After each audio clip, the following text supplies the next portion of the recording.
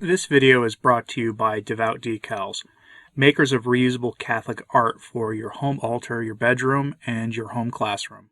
A lot of talk these days we're hearing from all quarters about the nature of freedom, given all things that have happened this week in the secular world that connects directly to the church.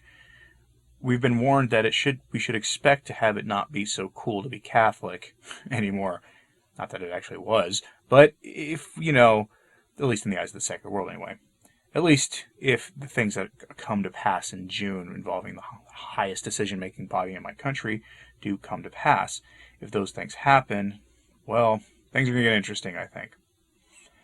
But I think we have a timely reflection here from Fulton Sheen on what a free America really looks like and how we can save America, because this country needs saving from itself. It's pretty obvious at that point. I think everybody from every quarter actually agrees with that sentiment. It's just how we get to it is where all the fault lines and all the divisions lie.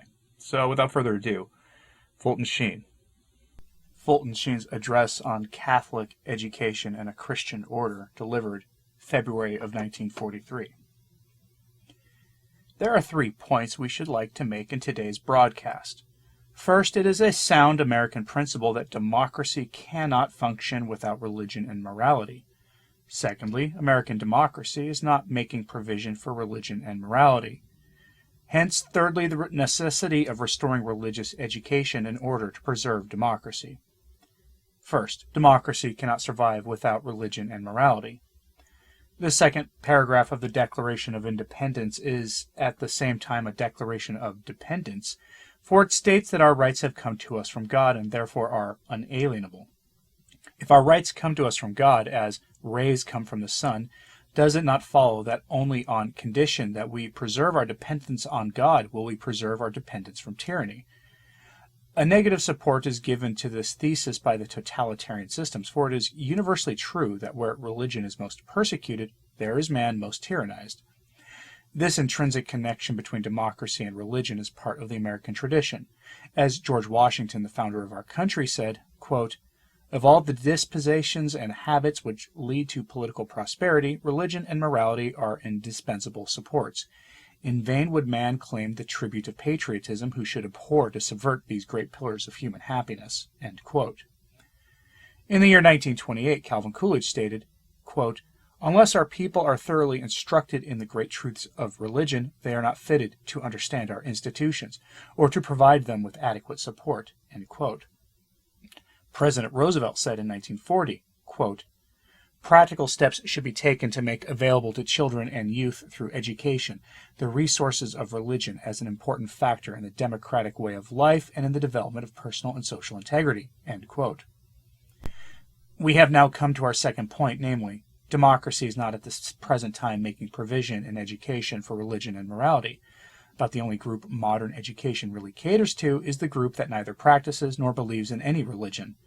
In order that this fact may be developed without provoking any prejudices, we shall quote only Protestants and our elder brothers in testimony of its truth.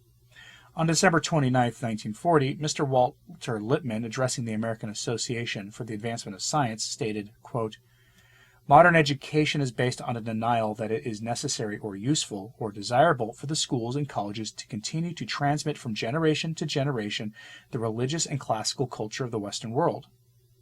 Professor Hutchins of the University of Chicago in June 1940 stated, quote, "In order to believe in democracy, we must believe that there is a difference between truth and falsity, good and bad, right and wrong, and that truth, goodness, and right are objective, not subjective standards, even though they cannot be verified independently. Are we prepared to defend these principles? Of course we are not. For 40 years and more, our intellectual leaders have been telling us that they are not true. The White House Conference of 1940 stated that of the 30 million children in the United States between the ages of 5 and 17, 16 million received no religious education whatsoever. When you take out this 14 million, those who are being educated by the Catholic Church at its own expense, the proportion becomes more staggering still. It was this growing irreligious element, consisting of those who are devoid of all training in religion and morality, that prompted the president. Roosevelt in 1940 went on to say, quote, "We are concerned about the children who are outside the reach of religious influences and are denied help in attaining faith in an ordered universe and in the fatherhood of God," end quote. Nicholas Murray Butler of Columbia University, commenting upon the fact that the pagan element alone in our population is given the benefit of our tax money, stated, quote, "Even the formal prayer that opens each session of the United States Senate and each session of the House of Representatives, and which accompanies each inauguration of the President of the United States, would not be permitted in a tax-supported school," end quote. As regards the higher seat of learning, such as colleges and universities, very few of them have retained religion as an integral part of education. Columbia University, for example, was established in 1753 with a chief objective to, quote, "teach and engage children to know God and Jesus Christ." An investigation made some years ago revealed that one college had reduced the number of students believing in God from 1 in 5 at entrance to 1 in 20 at graduation. If this condition of ignoring religion and morality existed in less important matters, it would have been remedied long ago. If, for example, it had been discovered that the geography of our adversary was left out of our schools, how quickly it would be inserted. Why is nothing done about that which our tradition says is the indispensable condition of democracy? This brings us to our third point, the necessity of restoring religious education in order to preserve democracy.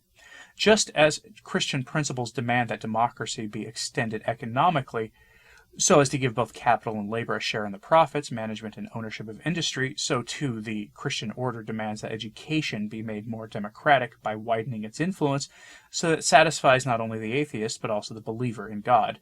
For that reason, those interested in the preservation of democracy have suggested that some assistance be given to those who are aiding it by teaching religion.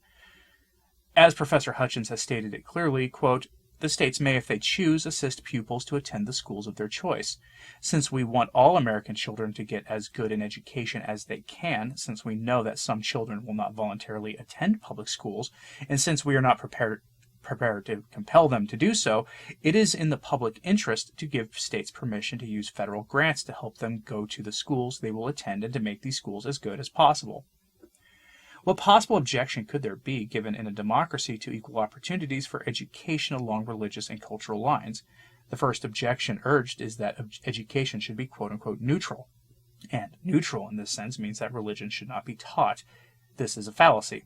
The fact is, there is no such thing as a neutral education, that is, an education without morality and religion. Religion and morality are not related to education like raisins to a cake, but as a soul to a body. There can be a cake without raisins, but there cannot be a man without a soul. If education does not inculcate a moral outlook, it will inculcate a materialist, or hammer and sickle, or jackboot outlook. Neutrality is absolutely impossible in education. By the mere fact that religious and moral training is neglected, non-religious, non-moral, and in consequence anti-religious, anti-moral ideology is developed. Religion is either included or excluded in education. Hence, a school from which religion is excluded is bound to become irreligious. The old notion of no indoctrination of religion meant indoctrination of doubt and unbelief. To say we want an education without dogmas is to assert a dogma, the false dogma that man has no soul, no supratemporal purpose, no other goal than to make money, wed, and die. Without religion and morality, there is no philosophy of life, and therefore no proper understanding of the man to be educated. After all, what is the use of living as human beings if we do not know the purpose of being human? Those who are given a so-called neutral education have no reason for being anything other than antisocial, or of using society for their own personal ends. The only way this egotistic impulse in man can be combated is by a renewal of his nature from above. The rebirth by God's grace enables man to become a member of society without losing his personal dignity. There is no disputing the necessity of controlling selfish tendencies. All education admits this. The choice is in whether the state will control it by its omnipotence or whether man will control himself with the aid of God's omnipotence. The whole of civilized man is today confronted with this question. To whom do you belong? Education will give the answer. A second objection against extending democracy and education to those who believe in God and morality is that America was founded on the principle of the separation of the church and of course, of the state. This is absolutely true, and we have no desire to change this principle, but our country was not founded on the principle of the separation of religion and the state. Our founding fathers intended that no particular religion should be the national religion, but they never intended that the state should be devoid of religion. It never entered their minds that we would grow up to be an irreligious nation, nor did they ever think that education would be separated from religion and morality. This is evident from the fact that no signer of the Declaration of Independence was educated in a non-religious school. For a century, the United States did not have a president who was educated in a non-religious school. It is true that the First Amendment to the Constitution forbade the establishment of any religion as a national religion. This was because there was an established religion in 10 of the 13 colonies, the Congregational religion in 3, the Episcopalian in 7, but the same amendment ordered that Congress should make no laws prohibiting the free exercise of religion. In the Northwest Ordinance of 1787, our government insisted that schools and the means of education shall forever be encouraged, because religion, morality, and knowledge are necessary to good government and the happiness of mankind. Nor is the insinuation true that religious schools are not American schools. A Lutheran school which teaches religion, or a Baptist school which teaches religion, or a Catholic school which teaches religion, even though they are maintained at the expense of these religious groups, are public schools. Why is it more important now than at any other time to restore religion and morality to education? Because we are entering into a new era of history where the grave threat to man's freedom is from the omnipotent state. Once a nation ceases to believe, it begins to obey. As William Penn warned, quote, "Men must be governed by God or they will be ruled by tyrants. The choice before the world is this, truth or power. That is, either live by God's truth or exist under state power. We are coming into the days of omnipotence where we will live under the omnipotence of God or squirm under the omnipotence of power."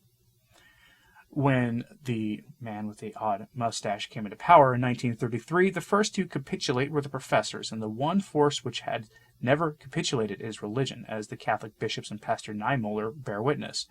It was the professors who allowed the independent administration of the universities to be abolished, the universities offering no objections to state-elected rectorin and decan, who are forced upon them. It was a bitter disappointment for all who considered the German universities the defenders of right and justice. But when one considers that specialization had been carried so far, and a unified philosophy of life so universally abandoned, there was no one idea around which they could rally. Given a crisis in any country in the world in which totalitarianism in any form threatens the liberty of its citizens, and the first to capitulate will be the non-religious educators. How could it be otherwise? For without a faith, how could they oppose a faith? It will be only those schools which give moral and religious training which will challenge the right of the state to dominate the soul of man.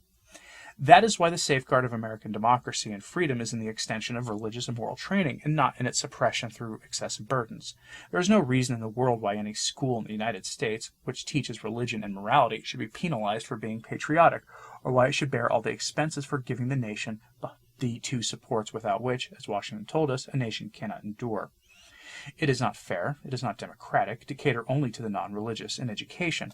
A child who goes to a religious school may walk on streets maintained by public funds, but in many instances may not ride to school in a bus operated at public expense. The state will build a chapel for citizens when they get into a penitentiary. How about building a few schools to prevent them, through moral discipline, from getting into a penitentiary? We are preparing an army of 10 million men to defend Christian liberty and justice on the battlefields. Shall we not tell them something about the Christian liberty before we give them the means to do so? A government of the people, for the people, and by the people should respect the will of those who believe in religion and morality, even though they be in the minority, for democracy is not the custodian of majority privileges, but the preserver of minority rights. Would it not be a good idea for America to cease talking about the right to worship and begin talking about the duty to worship? We may need God's help and need it badly before this conflict is finished, and it is not too soon now to begin asking for it. For 150 years we have been celebrating our Bill of Rights. How about celebrating our Bill of Duties? The first 10 amendments of the Constitution are our Bill of Rights. The 10 commandments of God are our Bill of Duties. God grant that America will not be blind to its duties to God, who has given us our rights, that parents will realize that when God made each of their children, he made a crown for each in heaven, and that a vacant crown is their unfulfilled responsibility and their severe judgment, that children will hearken to the call of him who said, "Suffer the little children to come unto me, for such is the kingdom of heaven." See the Gospel of Mark, chapter 10, verse 14. Given another generation of godless education, and we will have tyranny. Given religion and morality and education, and we will be the most potent national influence for peace in the world. Then shall America be great, and we will love it not because it is great, it will be great because we will love it in the name of God, and that makes anything great. Sometime a German conscript in occupied France took his French wife to seek physical care. Seeing a crucifix on the wall, he ordered the nun to take it down. She refused. He ordered her again, saying that he did not want his child to ever look upon the image of Christ. The nun took it down under threat. The father's wish was fulfilled to the letter. The child was born blind. God grant that we may never deny to our children the right to gaze upon the image of the Savior of the world. And there are the words of Fulton Sheen. And I guarantee you they apply today. Absolutely apply today, in this very strange period in history we live in. Let me know what you thought of this in the comments. Am I wrong to say this applies today? Although I would be shocked if anybody disagreed with me on that. But let me know in the comments what you thought of this. And as always, pray for the church. I'm Anthony Stine. Ave Maria.